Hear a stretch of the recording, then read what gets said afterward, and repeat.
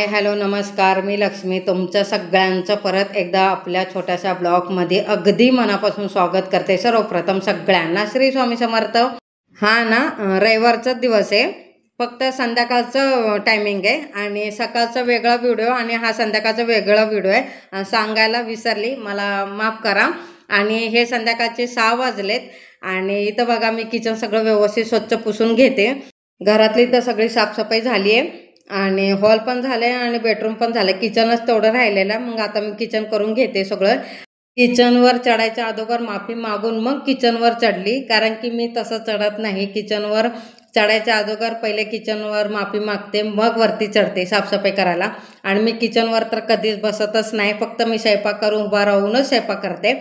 आणि साफसफाई करायचं असलं तर शेगडीला आणि किचनवर ना माफी मागून वरती चढते, कारण की आपण अन्न शिजवते. माता पार्वतीचा अन्नपूर्णाचा वास असतो, माता लक्ष्मीचा वास असतो, त्याच्यासाठी म्हणून मी माफी मागून वरती चढते. आणि नेहमी असं साफ करतानाच मी तसं करते.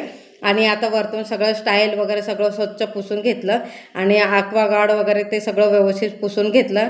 आणि आता मी शेगडी घासून घेते, कारण की पुसलेलं सकाळी तरी पण घासून घेते. आता एवढं साफसफाई करायला लागले म्हणून शेगडी पण स्वच्छ घासून घेते. मी नेहमी तसंच करते. वरती किचनवर चढायला लागली तर पहिले माफी मागते, मग मी वरती किचनवर चढून साफसफाई करते. शेगडी तर स्वच्छ घासून घेतली, त्याच्यानंतर पाण्याने धुवून घेतलं, मग पुसून घेते. परंतु कसं बोरिंगचं पाणी आहे, पाणी टाकल्यानंतर पुसलं नाही तर डाग पडतात ना, परत ते छान वाटत नाही, म्हणून मी तसं करते.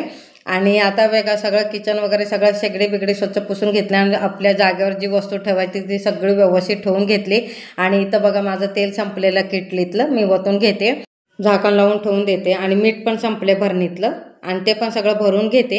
आणि छोटे छोटे बाटले आहेत ना त्याच्यातलं पण मीठ संपले, ते पण भरून घेते.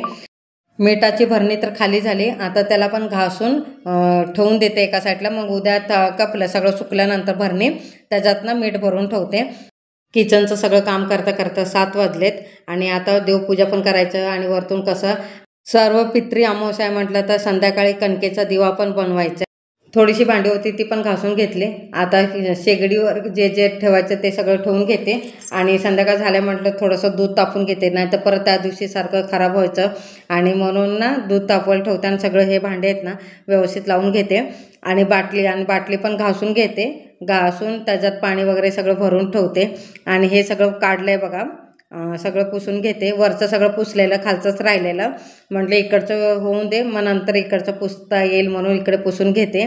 आणि हे आहे ना जाळी ब्लू कलरची, ते खरकट टाकायचं घेऊन आली, ते एकदा पण वापरलं नाही आणल्यापासून आणि ते तसंच ठेवलं आहे. आणि इथं सगळं लावून घेते सगळं व्यवस्थित. आणि त्याच्यानंतर ही बाटल्या आहेत ना स्वच्छ धुवून घासून भरून घेते.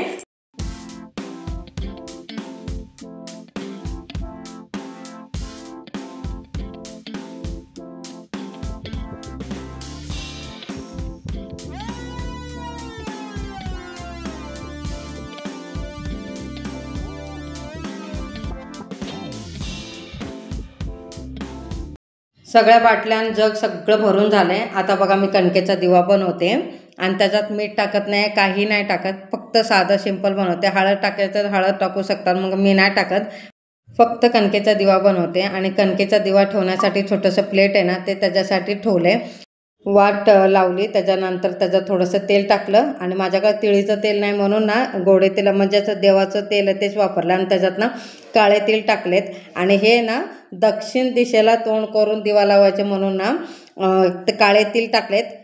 अमावस्याला ना आपल्या पितरांसाठी दिवा लावायचा असते. आणि मी तिथं दिवा लावायला लागले आणि तुळशीची पूजा करायला लागली. तोपर्यंत आमचं कार्तिक बघा देवघरात येऊन देवपूजा करते आणि मला माहितीच नाही तो देवपूजा करते. मग नंतर मग येऊन बघायला लागली तर मस्त दिवा वगैरे लावलाय, देवपूजा अगरबत्ती धूप दीप सगळं लावायला लागले.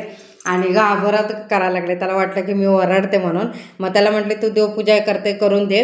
आणि संध्याकाळचं काय कापूर जाळायचं ते मी जाळते. त्याच्यानंतर तो देवपूजा वगैरे सगळं करायला लागले आणि त्याला म्हटले व्यवस्थित बसून पूजा कर म्हटलं तर उभा राहून करते. बघा आता बसून करायला लागले आणि त्याला म्हटलं की मुजरा पण कर. आणि मी असं कार्तिकला सांगते की बाबा देवपूजा करायचं, मुजरा करायचं, स्वामीच्या समोर नाक रगडायचं, असं सगळं मी शिकवते त्याला.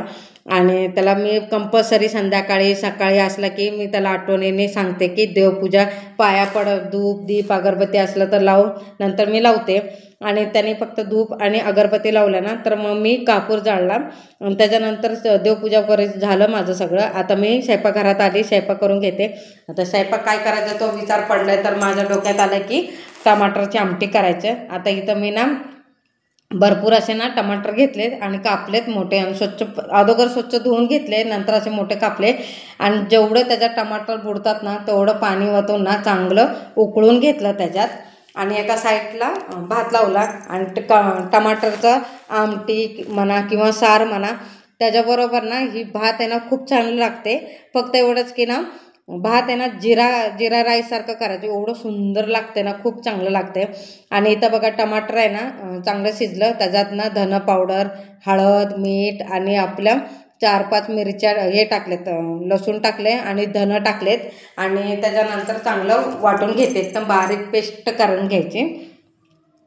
बारीक पेस्ट झाले बघा. इथं एका ह्याच्यात काढून ठेवते आणि जेवढं टमाटर आहे ना बाकीचं ते सगळं एकत्र केलं, त्याच्यात लाल मसाला वगैरे सगळं टाकलं ना तर मग दमाने तेवढंच कपलं. लाल मसाला न टाकता धन आणि कपलं लसूण टाकून परत एकदा व्यवस्थित वाटून घेतलं. आणि इथं बघा त्याच्यात ना मीठ पण टाकायचं होतं वाटतं ना, पण मी टाकलं नाही. आता इथं बघा कढई घेतली, कढईमध्ये जिरं टाकलं, राई टाकली आणि कढीपत्ता टाकला आणि थोडंसं हिंग टाकून ना टमाटर चटणीला ना फोडणी मारून घेते. इथं बघा आणि आवडीनुसार जेवढं आपल्याला पातळ पाहिजे तेवढं ना पाणी वतून घेतलं त्याच्यात आणि खळखळीत उकळी येऊन देते. आणि त्याच्यानंतर ते एका साईडला ठेवते आणि आता भाकरी करून घेते. आणि चपात्या पण आहे सकाळच्या, तर त्याच्यासाठी फक्त भाकरी करून घेते. आणि मला ते चपाती आज खाणार नाही, आज फक्त भात आणि आमटीच खाणार आहे टमाटरचे, म्हणून एका साईडला ते शिजते आणि भात एका साईडला शिजते.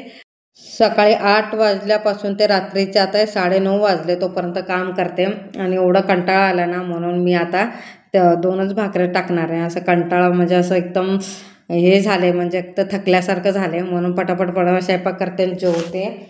जेवून झालं की मस्त की झोपणार आहे, कारण की परत मला सकाळी उठायचं आहे, कारण की सकाळी देवपूजा करायची आणि घट बसणार आहेत, देवी बसणार आहे, तर घटस्थापना आहे ना त्याच्यासाठी, म्हणून पटापट स्वयंपाक करते आणि जेवते आणि झोपते.